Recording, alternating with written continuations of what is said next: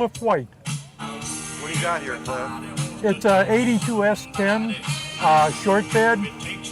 I've been working on it for about 8 years. That happens to be a big block Chevy. It's a NASCAR block. It's bored out. It's about 583 cubic inches, approximately 1,000 horsepower. It has a 671 blower, Camfield aluminum head.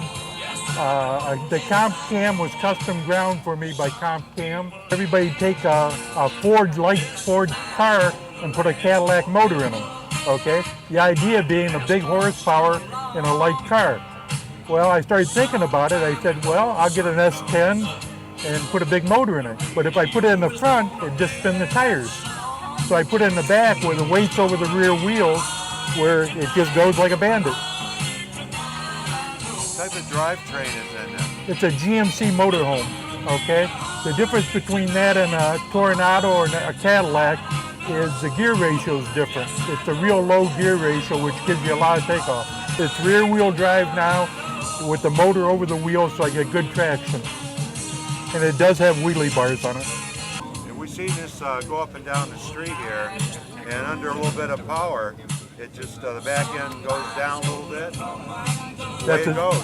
That's exactly right. It doesn't really spin the tires bad. It doesn't pull the front end like everybody thinks. It's the same setup as a Ferrari or Maserati has.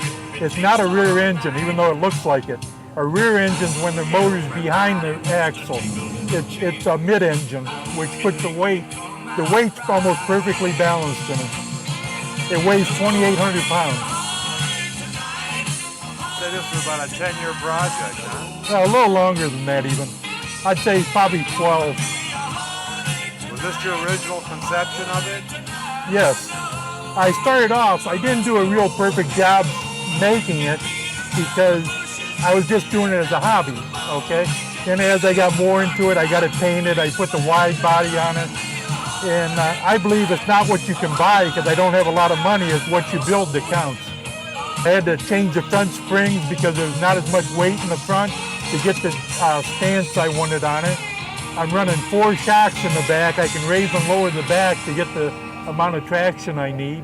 And I also have them staggered where I can tilt the rear end forward or backwards.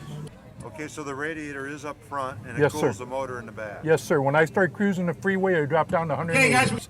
It's a street car. It just happens to be a 1,000 horsepower street car. You've never figured the fuel mileage on this, have you? No. I think it'd get depressing. Yeah, probably gallons per mile. I don't think it's that bad, but I think it is depressing. Well, thank you very much, Cliff. Thank you for your time.